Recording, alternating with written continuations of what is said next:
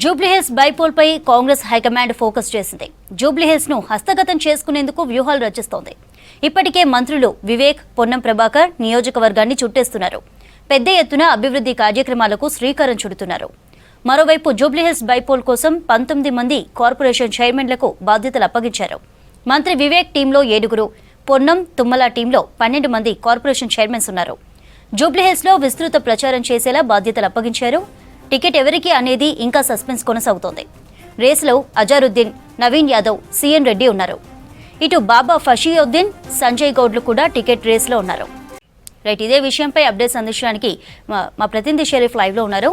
షరీఫ్, జూబ్లీహిల్స్ పై Congress high command focus చేసినట్లుగా తెలుస్తోంది. మరేంటి వివరాలు? బీఆర్ఎస్ ఎమ్మెల్యే మాగంటి గోపీనాథ్ మరణం తర్వాత జూబ్లీహిల్స్కి బై ఎలక్షన్ అనివార్యమైంది. దాంతోనే కాంగ్రెస్ అధిష్టానం ఫోకస్ పెట్టింది. ఎట్లయినా సరే జూబ్లీహిల్స్ ఉప ఎన్నికలో హస్తం కైవసం చేసుకోవాలని చెప్పి ప్లాన్ చేస్తుంది. దీంట్లో భాగంగానే ఇప్పటికే మంత్రి వివేక్ వెంకటస్వామి, ఇన్ఛార్జ్ మంత్రి పొన్నం ప్రభాకర్ జూబ్లీహిల్స్ అంతా కూడా కలియ తిరుగుతున్నారు. ప్రతి చోట మొత్తం ఉన్నటువంటి డివిజన్స్ ఏవైతే ఉన్నాయో ఆ డివిజన్స్ అన్నింటినీ కూడా కలియ తిరుగుతున్నటువంటి పరిస్థితి. మొన్న జూబ్లీహిల్స్ సెగ్మెంట్కి సంబంధించి దాదాపు 5 కోట్ల మేర అభివృద్ధి పనులకు శంకుస్థాపన చేశారు మంత్రి వివేక్ వెంకటస్వామి. అక్కడ ఉన్నటువంటి పరిసరాలు కావచ్చు, వాటన్నింటినీ కూడా గ్రౌండ్ జీరో నుంచి పూర్తి చేసి అడిగి తెలుసుకుంటున్నటువంటి పరిస్థితి కనిపిస్తుంది. రహమత్ నగర్, బోరబండ తదితర ప్రాంతాల్లో అభివృద్ధి పనులకు శంకుస్థాపన చేసినటువంటి విషయం కూడా మనం చూసినాం. ఇక దీంట్లో భాగంగానే చాలా కసరత్తు చేస్తోంది అధిష్టానం. అయితే ఒకటి మాత్రం క్లారిటీ వచ్చేసింది, లోకల్ క్యాండిడేట్స్కి మాత్రమే టికెట్ ఇవ్వాలనేది హైకమాండ్ నిర్ణయంగా తెలుస్తోంది. ఈ మేరకు హైకమాండ్ సూచించిన ప్రకారమే అభ్యర్థిని ఖరారు చేస్తారని చెప్పి ఒక చర్చ జరుగుతోంది.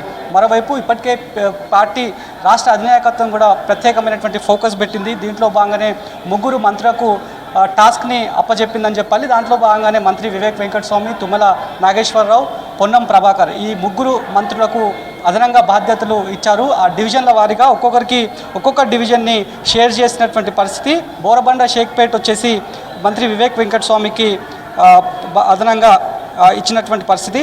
మరోవైపు తుమ్మల నాగేశ్వరరావుకి వెంగళరావు నగర్, సోమాజిగూడ డివిజన్లను ఇచ్చారు. మంత్రి పొన్నం ప్రభాకర్కి ఎర్రగడ్డ, యూసఫ్గూడ డివిజన్లను ఇచ్చారు. దాంతోపాటు విస్తృతంగా పార్టీకి సంబంధించినటువంటి అంశాలు, ప్రభుత్వం అందిస్తున్నటువంటి సంక్షేమ పథకాలకు సంబంధించినటువంటి అంశం, 5 కోట్ల మేర అభివృద్ధి పనులకు శంకుస్థాపన చేసినటువంటి అంశాన్ని విస్తృతస్థాయి సమాచారాన్ని అంతా కూడా విస్తృతంగా ప్రచారం చేయాలని చెప్పి దాదాపు 19 మంది వివిధ కార్పొరేషన్ చైర్మన్లకు అదనంగా టాస్క్ని అప్పచెప్పారు. ఒక్కో మంత్రి వివేక్ వెంకటస్వామి సూపర్వైజింగ్లో దాదాపు 7 మంది కార్పొరేషన్ చైర్మన్లను అలాట్ చేశారు. ఇక తుమ్మల నాగేశ్వరరావుకి దాదాపు 6 మంది మంత్రులు రిపోర్ట్ చేయాల్సి ఉంటుంది. ఆ తర్వాత పొన్నం ప్రభాకర్కి 6 చొప్పున 12 మంది తుమ్మల ప్రభాకర్ పూర్తిలో వాళ్ళు మానిటరింగ్ చేస్తారో వాళ్ళ గైడ్లైన్స్లోనే, వాళ్ళ ఆధ్వర్యంలోనే ఆయా డివిజన్స్లో కళ్ళే తిరగాలి. సంక్షేమ పథకాలకు సంబంధించినటువంటి అంశాలపైన క్షేత్రస్థాయిలో ప్రజలకు, ఓటర్లకు తెలవాలి. బూత్ లెవెల్ నుంచి ఈ అంతా కూడా పోలరైజ్ చేయాలనేది కూడా వాళ్ళకు ఉన్నటువంటి టాస్క్. ఇక కార్పొరేషన్ల వారిగా ఉన్నటువంటి కార్పొరేషన్లో ఒకసారి చూస్తే వివేక్ సూపర్వైజింగ్లో ఉన్నటువంటి కార్పొరేషన్ చైర్మన్లు కేశవేణు, పటేల్ రమేష్, మల్రెడ్డి రామరెడ్డి, మువ్వ విజయ్, మనాల మోహన్ రెడ్డి, బండ్రు శోభారాణి, సయ్యద్ అజ్మతుల్లా హుస్సేని 7 మంది వివేక్ వెంకటస్వామికి రిపోర్ట్ చేయాల్సి వస్తుంది. ఆయన డైరెక్షన్లోనే ఎక్కడికి, ఏ డివిజన్లో ఏ రకమైనటువంటి పొలిటికల్ యాక్టివిటీ చేయాలనేది వివేక్ పూర్తి స్థాయిలో వీళ్ళకి దిశానిర్దేశం చేసేటువంటి అవకాశం ఉంది. ఆ తర్వాత తుమ్మల నాగేశ్వరరావు కింద రాయల నాగేశ్వరరావు, ఓబేదుల కొత్వాల్, ఇరవర్తి అనిల్, జంగా రాఘవరెడ్డి, ప్రొఫెసర్ రియాజ్, ఎన్ ప్రీతం ఈ 6 తుమ్మలకి రిపోర్ట్ చేయాల్సినటువంటి అవసరం ఉంటుంది. ఇక పొన్నం ప్రభాకర్కి రిపోర్ట్ చేయాల్సినటువంటి కార్పొరేషన్ చైర్మన్లు గుత్తా అమిత్ రెడ్డి, వెనకాల వెంకటరమణారెడ్డి, శివసేన రెడ్డి, బెల్లయ్య నాయక్, తహీరాబాన్ అహ్మద్, లక్ష్మణ్ యాదవ్ ఈ 6 పొన్నం ప్రభాకర్కి రిపోర్ట్ చేయాల్సినటువంటి అవసరం ఉంటుంది. ఎట్లయినా సరే బై ఎలక్షన్ని కైవసం చేసుకోవాలి, హస్తం కైవసం చేసుకోవాలి. ఇదే దిశగా అధికారంలో కూడా ఉన్నాం కాబట్టి ఖచ్చితంగా ఆ స్థానాన్ని, ఆ సెగ్మెంట్ని మనం కైవసం చేసుకోవాలనేదే వీళ్ళపై ఉన్నటువంటి టాస్క్. దీంట్లో భాగంగానే ఉదయం సమావేశాన్ని కూడా ఏర్పాటు చేశారు. తుమ్మల నాగేశ్వరరావు నివేశంలో పొన్నం ప్రభాకర్, తుమ్మల నాగేశ్వరరావు, అదేవిధంగా కొంతమంది కార్పొరేషన్ చైర్మన్లు. ఇందాక నేను కొన్ని పేర్లను చెప్పాను, దాంట్లో భాగంగానే ప్రొఫెసర్ రియాజ్ కావచ్చు, ఇరవర్తి అనిల్, అదేవిధంగా మరికొంతమంది రాయల నాగేశ్వరరావు, వీళ్ళంతా కూడా సమావేశమయ్యారు, దిశానిర్దేశం చేసినటువంటి పరిస్థితి.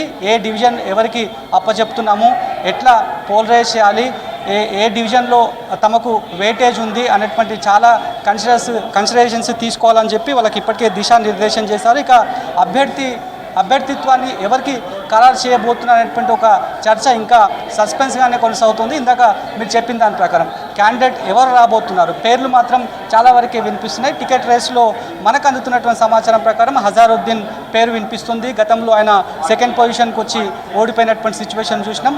హజారుద్దీన్ ఉన్నారు, నవీన్ యాదవ్ ఉన్నారు, అదేవిధంగా సిఎన్ రెడ్డి, సంజయ్ గౌడ్, బాబా ఫసీయుద్దీన్, వీళ్ళ పేర్లు ప్రధానంగా వినిపిస్తున్నాయి. కానీ లోకల్ వ్యక్తులకి టికెట్ ఇవ్వాలనేది హైకమాండ్ నిర్ణయంగా తెలుస్తోంది. కాబట్టి మరి ఎవరికి ఇవ్వబోతున్నారు. కానీ మొత్తం మీద ఇటు మంత్రి వివేక్ వెంకటస్వామి, పొన్నం ప్రభాకర్ మాత్రం టాస్క్గా ఆ సెగ్మెంట్ అంతా కూడా కలియ తిరుగుతున్నటువంటి పరిస్థితి మనం చూస్తున్నాం. గత కొద్ది రోజుల నుంచి కూడా చూస్తున్నాం. దాంట్లో భాగంగానే ఈ 5 కోట్ల అభివృద్ధి పనులకు సంబంధించినటువంటి అంశం ఏదైతుందో దాన్ని క్షేత్రస్థాయిలో తీసుకువెళ్ళడానికే 19 మంది కార్పొరేషన్ చైర్మన్ల పైన అదనంగా బాధ్యతలు హైకమాండ్ ఇచ్చింది, పార్టీ అధినాయకత్వం ఇచ్చింది అనేది కూడా పార్టీలో చర్చ జరుగుతోంది. కాబట్టి ఖచ్చితంగా తమకే వెయిటేజ్ ఉంది అనేటువంటి ధీమాతో మాత్రం కాంగ్రెస్ పార్టీ వ్యక్తం చేస్తోంది.